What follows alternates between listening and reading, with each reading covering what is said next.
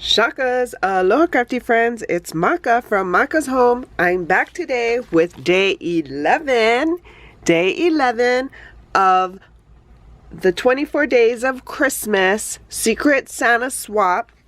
And today, day 11, I am sending my swap partner some, what is this, like foam tape? Pop dot tape it's called. So this is what I'm sending.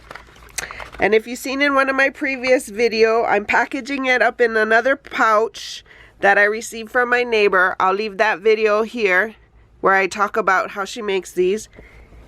And so we're just gonna stuff it in there. Here we go. We're gonna add some of this fancy eyelash trim with the little sparkle, like so.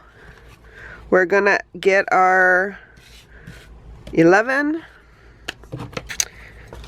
and punch the crafty hole in it.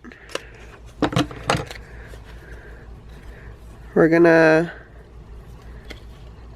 thread our